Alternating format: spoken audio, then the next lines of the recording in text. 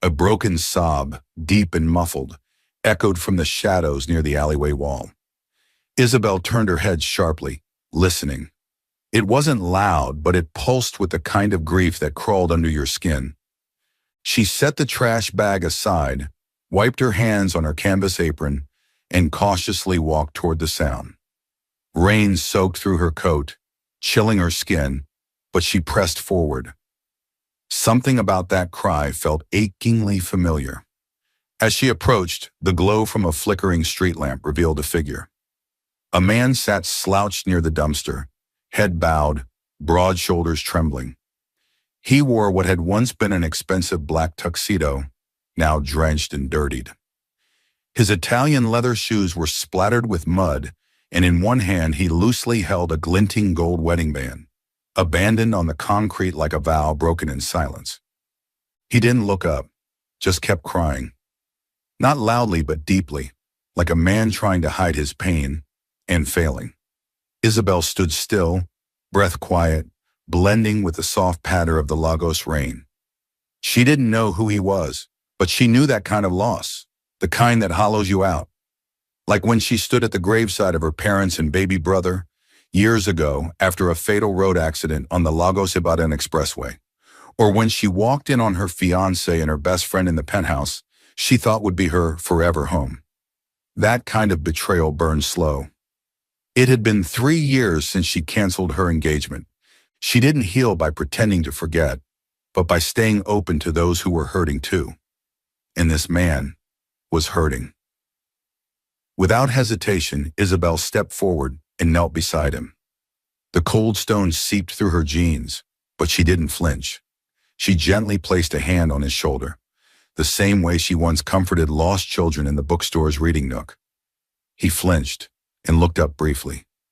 Tear-rimmed eyes, piercing and bloodshot, met hers for a second before he turned away, ashamed. But Isabel didn't leave. She gently pulled him into a hug, not too tight, just firm enough for him to feel it, that someone was there. The scent of expensive cologne mingled with the wet earth in her rain-soaked coat, imprinting on her senses forever. "You don't have to say anything," she whispered, voice calm and soft like steady rain. "I'm just here." He didn't respond, but little by little she felt the tension in his frame ease. The sobs quieted. The only sound left was the steady rhythm of rain. They sat like that for a long time, two strangers, nameless, without stories, sharing pain in a back alley behind a bookstore.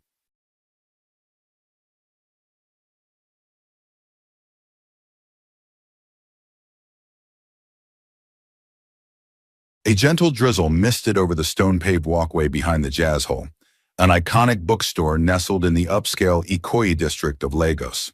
It was late October, and the air carried a mild, almost melancholic humidity. Isabel Morgan, 29, stepped out the back door with a heavy black trash bag in tow. She wore a sun-faded mustard raincoat, sleeves fraying at the edges. Her damp chestnut hair clung to her cheeks, and her worn-out rubber boots squished against the puddle-laced path behind St. Gregory's Catholic Church. Her breath formed wisps in the cool tropical air, unusual for this part of the city. She paused, looking up at the bright red flame tree leaves trembling under the mist, like they too were reluctant to let go of warmth. For a fleeting moment, peace returned to her long, book-filled workday, sorting dusty old novels, helping customers find rare finds, sometimes escaping into a page herself in a cozy corner of the store. Then the stillness shattered by a quiet but wrenching sound. A broken sob, deep and muffled, echoed from the shadows near the alleyway wall. Isabel turned her head sharply, listening. It wasn't loud, but it pulsed with the kind of grief that crawled under your skin.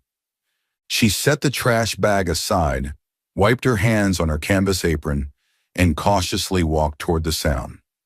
Rain soaked through her coat, chilling her skin, but she pressed forward. Something about that cry felt achingly familiar. As she approached, the glow from a flickering street lamp revealed a figure. A man sat slouched near the dumpster, head bowed, broad shoulders trembling. He wore what had once been an expensive black tuxedo, now drenched and dirtied. His Italian leather shoes were splattered with mud, and in one hand he loosely held a glinting gold wedding band, abandoned on the concrete like a vow broken in silence. He didn't look up, just kept crying. Not loudly but deeply, like a man trying to hide his pain and failing. Isabel stood still, breath quiet, blending with the soft patter of the Lagos rain. She didn't know who he was, but she knew that kind of loss, the kind that hollows you out. Like when she stood at the graveside of her parents and baby brother years ago after a fatal road accident on the Lagos-Ibadan Expressway, or when she walked in on her fiancé and her best friend in the penthouse she thought would be her forever home. That kind of betrayal burned slow. It had been 3 years since she canceled her engagement. She didn't heal by pretending to forget, but by staying open to those who were hurting too. And this man was hurting. Without hesitation, Isabel stepped forward and knelt beside him. The cold stones seeped through her jeans, but she didn't flinch.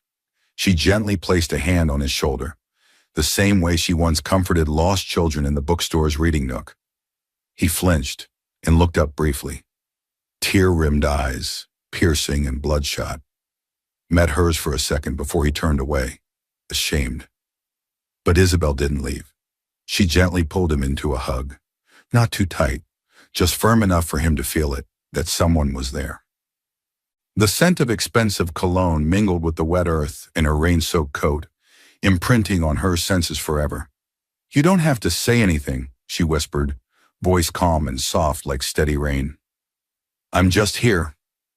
He didn't respond, but little by little she felt the tension in his frame ease. The sobs quieted. The only sound left was the steady rhythm of rain. They sat like that for a long time, two strangers, nameless, without stories, sharing pain in a back alley behind a bookstore. Isabel didn't ask questions. Sometimes a hug said more than words could ever reach. Finally, when the sobs ceased entirely, she pulled away. The man didn't speak, just wiped his face with the back of a wet, trembling hand. She rose to her feet, ready to leave, but then she saw it, the wedding band still glinting on the stone ground. It looked so fragile, like a piece of someone's hope that didn't survive. Without thinking, Isabel picked it up. Her cold fingers brushed the gold. Maybe it was instinct. Maybe it was kindness. Quietly, she slipped the ring into the pocket of his suit jacket and walked away. As she re-entered the rear entrance of the jazz hole, the Lagos rain continued, soft, persistent, almost like a lullaby. She glanced back once more. He was still sitting there, but now the ring was with him, a silent token, a mystery she didn't need to solve. Inside the bookstore, she removed her raincoat, revealing a simple gray cardigan. She ran her hands through damp hair and exhaled slowly. This wasn't the first time she'd helped a stranger, expecting nothing in return. It was the only way she knew how to keep her heart from closing again. Isabel Morgan, 29, was known as gentle and generous, but her heart carried scars time hadn't erased. 7 years ago, she lost her entire family in a head-on collision caused by a drunk driver. She should have been in that car, if not for a weekend shift at the jazz hole. Since then, grief had wrapped around her like an invisible shawl. Then 3 years ago, she found her fiancé entwined with her childhood friend in the home she decorated with dreams. She'd called off the wedding, returned the ring, cut ties, chose a quieter life among books and strangers. She never chased attention, never looked for love. But when someone needed help, she was there, quietly, calmly. Kindness, for her, was not performative. It was survival, a thread tying her to the world. And maybe, just maybe, tonight that hug wasn't just for him. Maybe it was for herself, too. The next morning, Lagos woke up humming with unusual tension. The rain had stopped, leaving glassy puddles on the cobbled driveways of Victoria Island and a heavy scent of wet dust hanging in the air. Behind the curved wooden counter at the jazz hole, Isabel was quietly flipping through an old leather-bound book on West African trees when her coworker, Hazel, breezed in through the front door.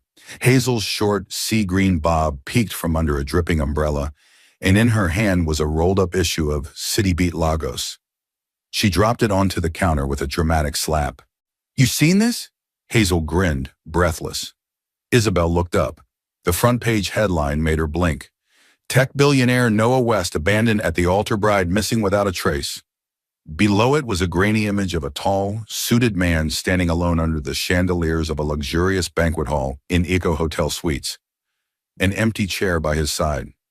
The article detailed how Noah West, 32-year-old CEO of Novalink, a cutting-edge Nigerian tech company, was left by his fiancée just hours before they were supposed to say their vows. No note, no explanation. She simply vanished 2 hours before the wedding, leaving guests confused and media outlets salivating. Hazel cackled softly. "They say he's as cold as Lagos granite, but getting ditched like that? Ouch, that ego's definitely melted." Isabel offered a small, polite smile, but didn't say a word. Gossip had never interested her, but the name Noah West stirred something strange inside, like a puzzle piece that didn't fit anywhere but still demanded attention. She slowly shut the book and returned to labeling a stack of children's titles destined for a donation to schools in rural Kogi State. She didn't say it aloud, but a part of her heart quietly wondered, could that man from the alley have been Noah West? Across Lagos, the news spread like a flood. From boutique coffee lounges on Banana Island to fashion showrooms in Lekki, everyone whispered about the jilted groom. Hashtags like #LeftTheAsoebi trended on X. Online, jokes flew wildly, some saying Noah's bride was probably AI-generated and had simply auto-deleted herself. What no one knew, what no one could possibly guess, was that just nights before, Noah West had been curled in the shadows behind St. Gregory's Catholic Church, weeping quietly in a stranger's arms.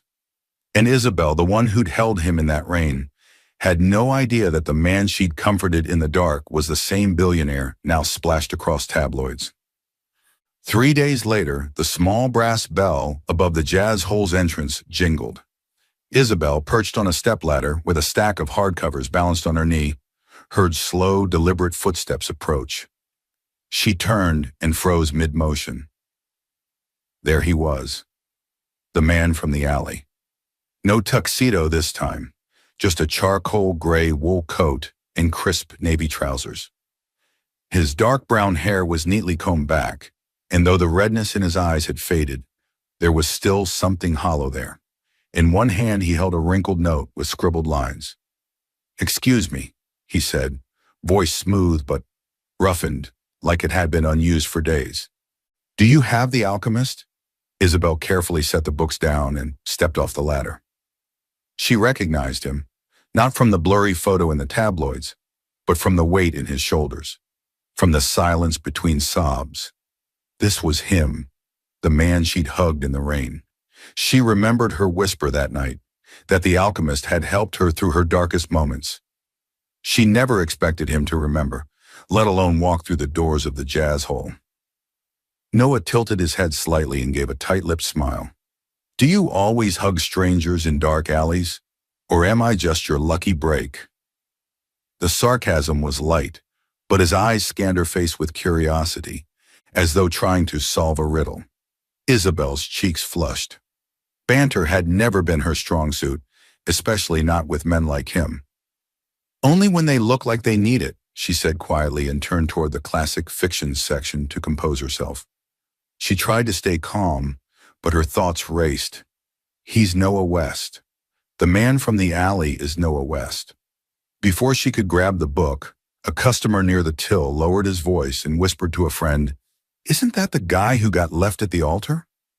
The murmurs began, soft but sharp, eyes shifting toward the back of the store. Noah's jaw tensed. His fingers crushed the paper in his hand. Isabel moved quickly, brushing his sleeve gently. "Come with me." She led him to a quiet corner by the philosophy shelves, where tall, dusty tomes formed a private nook. "Don't mind them," she said softly.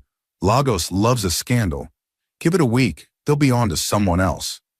Noah looked at her, really looked, beyond her soft features and quiet voice, like he was trying to see what wasn't being said. "You say people a lot, don't you?" he asked, voice lower this time, no sarcasm. Maybe, she replied, turning back to the shelves and sliding out a worn copy of The Alchemist. This one's not new, but it's got soul. He took the book, his fingers tracing the worn cover with thought. Thanks, he murmured, but he didn't leave immediately. His eyes lingered, like maybe this bookstore, and maybe she, were the only parts of the world that made sense right now. When he finally left, the bell jingled softly.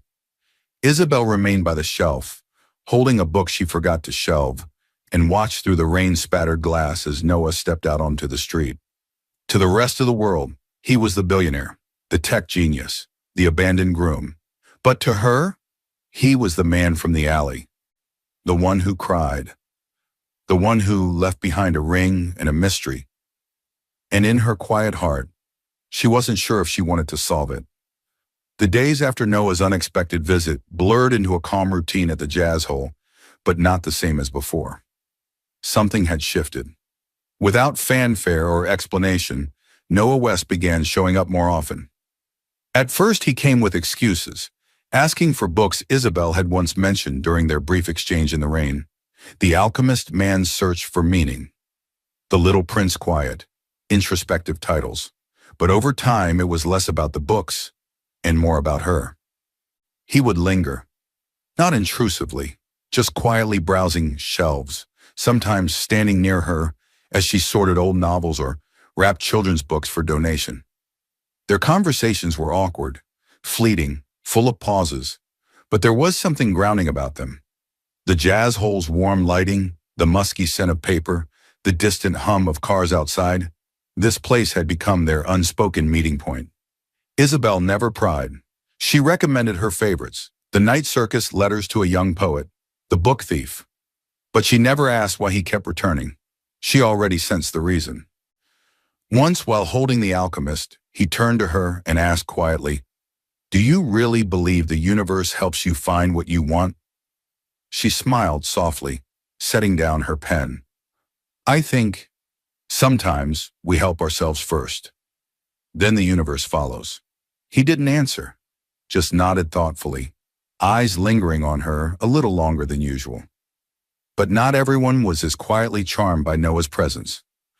Hazel, 25, Isabel's closest friend and colleague, wasn't subtle with her suspicions. Petite, bold, and always dressed in quirky t-shirts and mismatched earrings, Hazel had a sharp tongue and a louder heart. One slow afternoon after Noah left, having stumbled through a brief conversation about Nigerian sci-fi authors, Hazel pulled Isabel aside. Her tone was blunt. "That's Noah West, billionaire, tech genius, national gossip headline. What exactly does he want here?" Isabel looked confused. "Books?" Hazel raised a brow. "Right, because powerful, emotionally unavailable billionaires randomly wander into cozy bookstores in Ikoyi and hang around sweet girls with quiet smiles." Isabel sighed, her voice low. "Hazel, I just don't want to see you hurt again," Hazel cut in. "I've been there, remember? Dated a poet who turned out to be broke, lazy, and wanted rent money. I believed his pain. I gave him everything. He left." Isabel nodded, understanding. "But Noah's not like that." "You don't know that," Hazel snapped. "You know who he is, but not what he is." Isabel turned away, placing a book on the returned shelf. "I'm not giving anything, just book suggestions." Hazel sighed but said no more. She didn't press again, but Isabel could feel her watching, wary. Still, the quiet bond between Isabel and Noah grew, like a hesitant flame refusing to go out. One evening, as a storm rolled over Lagos and wind whistled through the palm-lined streets, Noah showed up close to closing time. His gray wool coat clung to him, rainwater dripping onto the Jazz Hole floor. The bookstore was mostly empty, except for one elderly man in the poetry section. Hazel had gone home early. Isabel was wiping the counter when Noah walked in, bringing with him the familiar scent of rain and something sadder. "I didn't think you'd come in this weather," she said with a soft smile. He shrugged. Didn't have anywhere else to be. For the first time, his voice lacked its usual smooth restraint. It was quiet, tired, Trying to break the heaviness, Noah moved toward the tiny cafe corner in the back of the shop. The espresso machine was a finicky antique, older than both of them combined. "You want coffee?" he asked, already fiddling with the buttons. Isabel watched, amused. "Sure, if you can work that thing without burning the place down." He tried and failed. Beans spilled, steam hissed. Hot water splashed onto the counter. "Damn it," he muttered under his breath, clearly frustrated. Isabel couldn't help herself. She burst into laughter, clear, bright, and full of joy she hadn't felt in years. Noah turned, caught off guard, but then a crooked smile tugged at the edge of his lips. "I'm not that bad, am I? You look like a teenager doing chores for the first time." For a moment, everything else fell away. The bookstore, the storm, the headlines. There was just laughter and the warmth of a shared quiet space. Eventually, the machine cooperated. They sat across from each other, mugs in hand, the windows fogging from the mix of rain and heat. Noah stared into his coffee before speaking. "She left because I wasn't easy to live with. Too cold, too distant, always working. The media, it made her anxious. I don't blame her." Isabel listened, quietly sipping. "I know what that's like," she said. "I used to blame myself for everything. When my fiancé cheated on me with my best friend, I kept asking what I did wrong. But the truth is, it wasn't me." Noah looked up, his eyes meeting hers fully for the first time. There was no mask, no sarcasm, only something real. And in that moment, they were no longer just awkward acquaintances in a bookstore. They were two people, deeply human, quietly hurting, and somehow beginning again. When Noah left that night, the rain still fell, but Isabel stood behind the counter, smiling, knowing something unspoken had begun to shift. Nothing loud, nothing certain, but enough to make her look forward to next time. The unusual rhythm between Isabel Morgan and Noah West continued, quietly folding itself into their days like an old bookmark between the pages of a favorite novel. Neither labeled it. Neither dared to say too much. But by the time November arrived in Lagos, cooler and calmer than usual, their silent ritual had already taken root. One afternoon, Noah entered the jazz hole with a different kind of energy. His usual guarded expression had softened into something more deliberate. In his hand was a small, glossy ticket, gold-stamped with elegant lettering, Lagos Book Arts Festival 6th Convention Center. He set the ticket on the counter where Isabel was pricing a stack of old paperbacks. "Come with me next weekend," he said, his voice calm and certain. She looked up, startled.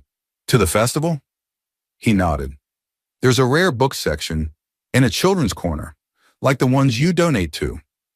Isabel smiled faintly. "I don't do well with crowds, remember? The noise, the photos, the people. It feels suffocating." "I don't like crowds either," Noah replied simply, "but I thought you'd enjoy the stories." She studied him, catching something rare in his expression. Genuine sincerity. But still, she shook her head. "I'll think about it. Don't count on me." He didn't push. Not that day. But over the next week, Noah returned almost daily, always with a new reason. One evening, he mentioned a children's author she loved would be signing books. Another time, he brought up a pop-up stall from an obscure French press that sold antique book plates. Once, he didn't bring any reason at all. He just stood beside her and asked quietly, "Aren't you even a little curious?" Eventually, Isabel laughed. "You're persistent." He tilted his head. "I don't like hearing no." She shook hers. "Then you'll hate this." But inside, her resolve was softening. The moment came unexpectedly, on a calm Saturday morning. Noah arrived with a different flyer. Not the festival this time. Instead, it was a modest outreach event in Lekki Phase 1, a book donation day for underserved schoolchildren. "There won't be crowds," he said. "Just you, me, and a few hundred books." Isabel sighed and set her pen down. "All right, but only this. No festivals, no interviews." A rare grin spread across Noah's face. "Deal." That afternoon, Lagos was gifted rare sunshine. Rain paused long enough for golden light to pour between the flame trees lining the roads. They drove together in Noah's sleek black SUV, her clutching a box filled with gently used children's titles from the Jazz Hole, The Velveteen Rabbit, Matilda Anansi stories. The donation venue was modest, a community center tucked beside a school playground. Wooden tables were piled high with donated books. Children ran between stacks, eyes wide with excitement. Volunteers arranged chairs and passed around cold drinks under large canopies. Isabel immediately felt at home. She stepped out with her box and began arranging titles on a small reading table. Noah followed, clearly out of his element, but not willing to stand aside. His hands, more used to managing servers and software deals, fumbled through arranging books, knocking over a pile she had to restack. "You really don't have to do this," she teased. He shrugged. "I didn't come to just stand around." A few minutes later, a small girl in bright red braids pointed at Where the Wild Things Are and tugged at Noah's sleeve. "Will you read this to us, sir?" He blinked, looked helplessly at Isabel. She handed him the book. "Go on, they won't bite." Noah sat awkwardly in a tiny plastic chair, surrounded by a semicircle of 5 enthusiastic children. He began to read aloud. The night Max wore his wolf suit and made mischief of one kind. His voice was deep and a little too serious. His first attempt at a monster growl was so offbeat it drew snickers. By the second page, the kids were in fits of laughter. Isabel stood to the side, watching, her arms folded, latte in hand, face alight with amusement. Noah shot her a mock glare. "You're enjoying this too much." She grinned. "It's your growl. It sounds like a tired uncle." Even he couldn't help but chuckle. The kids cheered, calling him Uncle Monster, urging him to keep going. His expression changed, a rare looseness creeping into his posture, a man unlearning stiffness. By the end of the story, one of the boys handed him a squash juice box as a thank you gift. Noah accepted it with a bow so dramatic that the children exploded in giggles. As the event wrapped up, dusk painted the sky in warm hues of amber and indigo. On the ride back to Victoria Island, they drove in silence until Noah said, "I've never done anything like that before." She glanced at him. "What made you say yes?" He hesitated, then said, "You. You make it feel easy, natural. Like helping others isn't something you have to plan. You just do it." Isabel looked out the window, a small smile curling at her lips. The car moved quietly through the tree-lined streets, the scent of earth and rain hanging in the air. A few weeks later, he returned to the Jazz Hole, not with a book, but with something else. "I've funded a mobile library," he announced, almost shyly, "for kids in communities without books. It'll launch next month." Isabel's eyes widened. "Seriously?" He nodded, then slid a small wooden box across the counter. "What's this?" she asked. She opened it. Inside was a handcrafted antique book press, mahogany frame, carved details, the kind she once mentioned loving for restoration projects. Her voice trembled. "Noah, this is—" "You don't have to say anything," he said softly. "I just thought it belonged with you." When he left that evening, she stood by the window holding the press in her hands, the golden light casting long shadows behind her. She'd never asked for anything, and yet somehow, he kept giving. And maybe, just maybe, something real was beginning. By late November, Lagos had grown colder than usual. The rare Lagos winds swept through the jacaranda trees, sending purple blossoms swirling across the roads. At the Jazz Hole, the large windows rattled occasionally with soft gusts, and the city's usual hum seemed quieter, more introspective. Isabel Morgan stood behind the counter, cataloging a shipment of donated books. Her heart had been lighter in recent weeks, lifted by the warmth days shared with Noah West, their quiet bookstore conversations, the donation event, the laughter, the coffee, the unexpected gifts. Their connection still had no name, no promises, but it felt real, like something steady, slowly finding shape. He still visited regularly, sometimes with a takeout cup of cocoa from Mason Kaiser, sometimes with a new book idea for the mobile library, and sometimes with nothing but silence and his tired smile. For the first time in years, Isabel started to believe she was building something that could last, not with words or titles, but with presence. But then, on a breezy Thursday afternoon, the bell above the door chimed, and the energy shifted. She looked up, and the air inside the bookstore thinned. A tall, elegant woman had stepped inside. Cream-colored fur coat, flawless makeup, sleek heels clicking on the polished wood floor. Her blonde hair was pulled into a high, glossy ponytail, and her presence drew the eyes of every patron.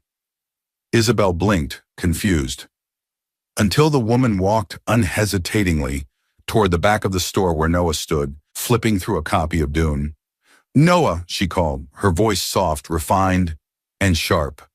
Isabel's breath caught in her throat. It was Elena, Noah's ex-fiancée, the one who'd left him at the altar. The one the entire city whispered about for weeks. Noah looked up, surprise quickly giving way to irritation. His face tightened. "Elena, what are you doing here?" "I needed to see you," she said, approaching. "I've had time to think about everything. I was scared. The media, the expectations. Your silence. I panicked." Her voice trembled slightly.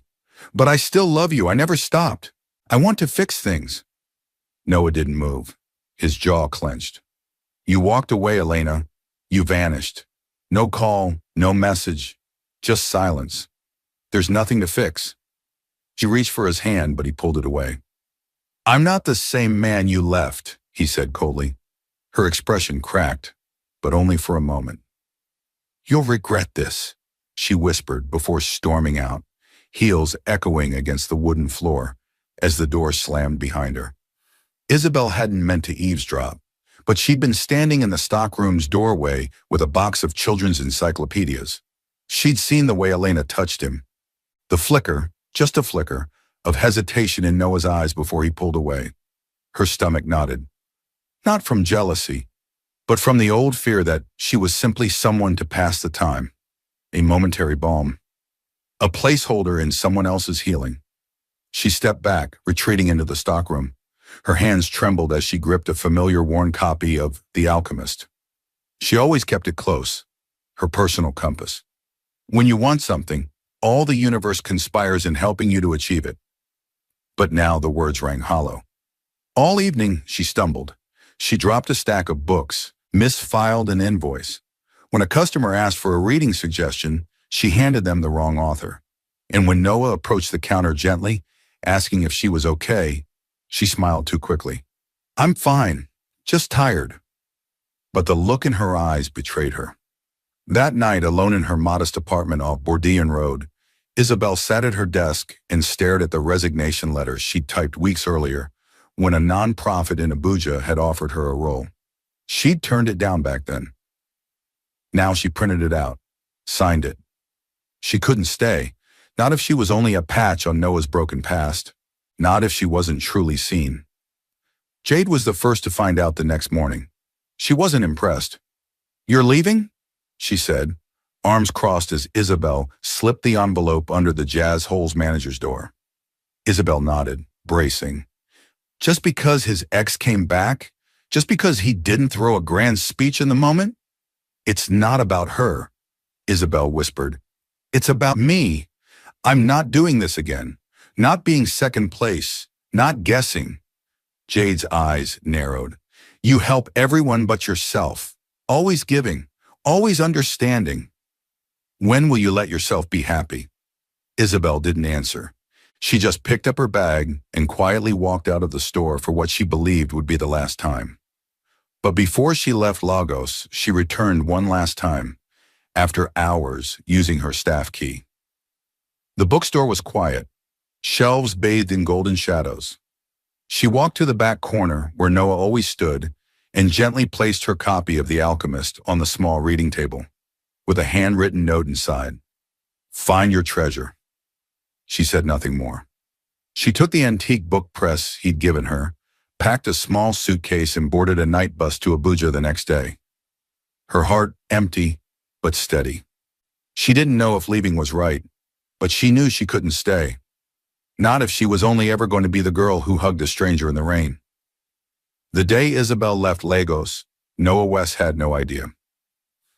He was in back-to-back meetings at Novalink's Banana Island headquarters, finalizing launch plans for the mobile library initiative. He was proud of it, proud of her for inspiring it. But when he walked into the jazz hole that Saturday afternoon with 2 coffees in hand, one for himself, one for her, something felt off. The air was still. The counter was quiet. Jade stood behind it, arms crossed. "She's gone," she said flatly, sliding a familiar book toward him across the counter. The Alchemist. Inside it, Isabel's note. "Find your treasure." Noah stared at the handwriting, her careful strokes, the words that sounded like goodbye. He blinked, then looked up sharply. "Gone where?" "Abuja," Jade replied, voice laced with disapproval. "A few days ago. New job, new start." Noah's throat tightened. She didn't owe you a goodbye," Jade snapped. "You let your past walk into that bookstore like it still had a place. And now you're surprised she walked out?" He didn't respond. The book in his hand felt heavier than any object he'd ever carried. For the first time in a long time, he panicked. Noah left the jazz hole and drove straight to all the places where her memory lived. First stop, the National Library branch in Lekki, where she once mentioned loving the children's section. It was quiet. She wasn't there. Next, he visited Terra Culture. She'd once said she adored their rare African poetry nights. Nothing. He even drove past Vesta Blooms, the flower shop on Awolowo Road, where she bought sunflowers for the bookshop windows. The staff shook their heads. No one matching her description had come by. He returned to the jazz hole every day that week, but Jade only gave him cold looks and silence. "She doesn't want to be found," she finally said. "You're not looking for her. You're chasing what you lost too late." But Noah couldn't accept that. He carried the Alchemist with him everywhere now, stuffed inside his briefcase like a compass. The words "find your treasure" haunted him. Not in a taunting way, but in the way hope sometimes does when you've run out of reason. A few days later, walking along the quiet corridor at the new mobile library depot in Lekki, he remembered something. A random afternoon weeks ago, Isabel had mentioned a nonprofit in Abuja focused on literacy and emotional recovery for children. She said they'd offered her a job. Back then, she turned it down. Could she have changed her mind? He didn't hesitate. That night, he booked a flight to Abuja. Abuja greeted him with warm sun and red earth. It wasn't Lagos, less chaos, more calm, but he didn't feel any peace. He only felt urgency. He visited bookstores in Wusa, public libraries in Maitama, and even a reading cafe in Garki, where she might have found work. But no one knew her name. No one had seen a gentle woman with chestnut brown hair and soft eyes. Then, just as he was about to give up, he saw a flyer pinned to the notice board at an NGO hub in Jabi. Read to Heal, a story time for displaced, underserved children, hosted by Bright Minds Initiative guest reader, Miss Isabel Morgan.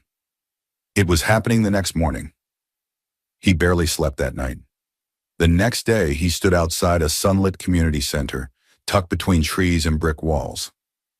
From the windows, he heard soft laughter, the rustle of turning pages. And then, a voice. Gentle, familiar, alive. And sometimes the most magical things aren't in books, Isabel was reading, but in the people we meet. Noah stepped inside, heart pounding, and there she was, sitting in a circle of children, wearing a simple gray dress, hair tied back casually, her face radiant as she held an illustrated children's book. The kids clapped, and she smiled, the kind of smile he hadn't seen since that rainy night in the alley. And suddenly, everything he'd been searching for was right there. He didn't speak, not yet. He just watched, frozen. When she stood up to thank the children, she turned and saw him. Their eyes locked. Her breath caught.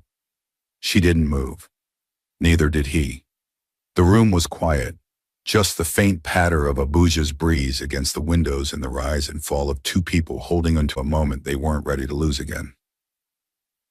He was still holding the Alchemist in his hand. He didn't need to open it. He'd already found his treasure. The community center slowly emptied. Children scattered toward waiting guardians, laughter fading into the late afternoon breeze. Still, Isabel and Noah stood on opposite ends of the quiet room, a stretch of wooden floor between them, thick with the silence of everything unsaid. She clutched the children's book in her arms, The Boy Who Dared to Hope, while he held The Alchemist, its spine soft from the countless times he'd thumbed through its pages. Isabel took a cautious step forward, her voice tentative. "Why are you here?" Noah's eyes didn't waver. "Because I let you walk away without telling you the truth." Her throat tightened. "About Elena?" He nodded slowly. "She came back, yes. She asked me to forgive her. But I didn't. I never even considered it. I didn't waver. Not for a second." "Then why didn't you say anything?" she asked, voice low but sharp. "Why let me believe I was just temporary?" His grip on the book tightened. "Because I was an idiot. Because I thought I didn't deserve a second chance until I lost you." A long pause settled between them, neither ready to close the distance, but neither willing to leave it open. "I read your note," he continued, lifting The Alchemist. "Find your treasure. I looked everywhere in Lagos, but you weren't there." Her fingers curled tightly around the children's book. "I needed to protect myself, Noah. I've spent too much of my life healing others while neglecting myself." "I know," he said, his voice hoarse, "but you didn't just heal me. You made me want to be someone better." And then without thinking, he stepped forward and wrapped her in a hug. Not the cautious one from the alley, not the tentative ones over coffee. This was full, open, unafraid. She froze at first, stunned, then melted into the embrace, her hands pressing against his chest. His scent, the weight of him, the quiet conviction, it all made her eyes brim with tears. "I needed that first hug to survive," he whispered. "But this one, I needed to live." They held each other in the soft afternoon light, two broken people finding something whole in each other. Eventually, she pulled away, blinking back tears. "I'm not coming back to Lagos just because of a hug." Noah laughed, wiping his face. "I didn't expect you to." "Good," she smirked faintly, "because if we're going to do this, it has to be about more than just us. What do you have in mind?" She had looked around the children's reading room, her gaze drifting to a wall lined with colorful hand-drawn bookmarks. "I want to build something that helps people like us, people who lost, who are trying to rebuild. I don't want to just fall in love. I want to make meaning." Noah stepped closer, nodding. "Then let's do it together." And from that moment, the Hug Foundation was born. A nonprofit with a mission to bring healing to broken hearts through books, mobile libraries, and emotional support for women in crisis. Their motto was simple but powerful. Sometimes all it takes is a hug. They returned together, not as lovers with titles, but as partners with purpose. Isabel resumed part-time work at the Jazz Hole, but her energy now lived elsewhere, in a modest office space in Lekki, where plans for the foundation were taking shape. Noah, true to his word, backed it entirely. He offered not just money, but strategy, branding, structure. Isabel designed the logo, an open book with two arms embracing. Noah secured a board of advisors and sourced book donations across Nigeria and beyond. But the road wasn't smooth. Just a few months in, they hit a major wall funding. Running mobile libraries, hiring therapists, and supporting displaced women drained their initial budget. Early donors hesitated, asking for metrics and reports. Some pulled out entirely. In their tiny office late one evening, Isabel sat surrounded by crumpled receipts and worry. "If this keeps up," she whispered, "we'll have to shut down the mobile program." Noah was quiet for a moment, then said calmly, "I'll sell part of my company shares." Her head jerked up. "What?" "Just enough to keep us afloat. I didn't build Novalink to be admired. I built it to make something useful.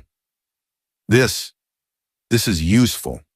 Tears threatened her eyes, but she only nodded. "Then we fight." She proposed a citywide book fundraising event at the Jazz Hole, a celebration of stories, a day of free hugs, shared readings, and community unity. Jade, ever skeptical but loyal, agreed to help organize. "I still think you're mad for trusting him again," she teased Isabel, "but if it's for this, I'm in." On a breezy Saturday in March, sunlight streamed through the Jazz Hole's tall windows. Hundreds gathered, old books were bought, donated stories were exchanged. Kids from the mobile libraries arrived with hand-painted bookmarks and heartfelt thank you notes. The day ended with music, laughter, and a small speech from Isabel.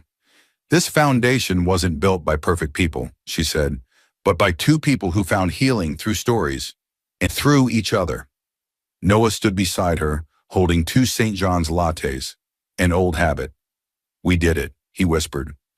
Isabel took the cup, smiled at him, and replied, "No, we're just getting started." And together they looked out into the crowd, not as strangers from a rainy alley, but as partners in something far bigger than either of them had imagined. 3 years had passed since that first embrace in the rain behind St. Gregory's Catholic Church, and Lagos now breathed with fresh spirit. The alley behind the Jazz Hole, once damp and forgotten, had transformed into something beautiful. It was no longer just the place where Isabel Morgan had hugged a broken stranger. Now it was called Hug Alley. The narrow path had been paved with new stones. Bright murals danced across the walls, open books, two arms wrapped in embrace, lanterns shining in twilight hues. At the entrance stood a wooden arch with words carved into it, "Hug Alley, where healing begins." The idea had been Isabel's. The execution? All Noah. He hired local artists to bring the vision to life, installed solar lights, placed benches where people could sit and reflect, and added a small bulletin wall where visitors could post handwritten notes of kindness and hope. Today was the third annual Hug Day, an event that had outgrown its humble beginnings. People had traveled from across the city.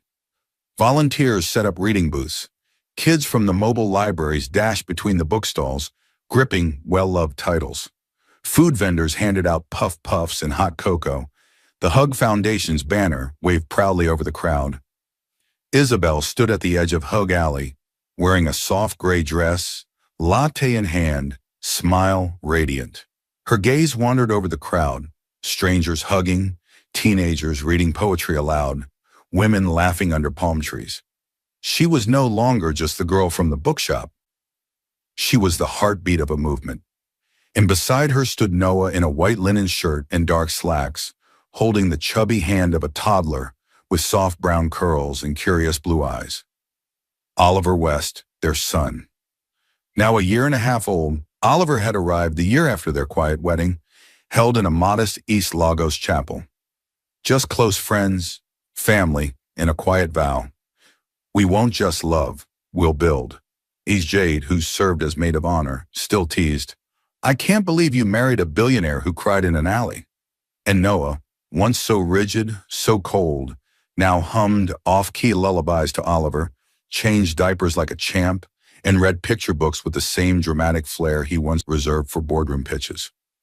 As the sun began to set over Lagos, casting warm golden light across Hug Alley, Isabel walked toward the mural wall with a small note in her hand. She pinned it gently beside dozens of others, messages from strangers, survivors, readers, dreamers. Her note read, "One hug can change everything."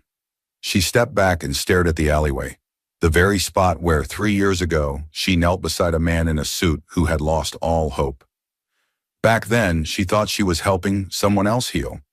Now she knew that hug had saved her too. Noah joined her, scooping Oliver up in his arms as the boy waved his little book around, giggling. "What are you thinking about?" Noah asked softly. She looked at him, then at their son. "That night," she whispered, "if I hadn't knelt, if I hadn't reached out." "No Hug Alley," he said, smiling. "No Hug Day. No Oliver," she added. Noah kissed the side of her head. "I think about it every day." They stood there quietly, watching as the crowd slowly thinned. Children napped on their parents' laps, volunteers packed away leftover books, and the street lamps flickered on, bathing Hug Alley in a gentle golden glow. The Hug Foundation had grown since its first fundraiser. They now had mobile libraries reaching remote towns across Nigeria and even pilot programs in Ghana. They'd built a permanent wellness center in Abuja for displaced women, mental health counselors, storytelling groups, grief support circles, all born from one choice, one gesture, one hug. Some evenings, Isabel and Noah would sit in the small Hug Foundation office, Oliver asleep in a crib nearby, and plan their next move. They didn't have all the answers, but they had each other, and they had purpose. As the final rays of sunset touched the walls of Hug Alley, Isabel wrapped an arm around Noah's waist. He slipped his free hand into hers. "We've done it," she whispered. He gave her a quiet smile. "No, we're still doing it." And beneath the night sky of Lagos, warm, hopeful, and alive with laughter, Isabel knew she hadn't just hugged a stranger once in the rain. She had found her family, her calling, her forever. And now, together, they hugged the world. Dear viewers, what lesson did you take away from this dramatic tale? We would love to hear your thoughts in the comments below. No,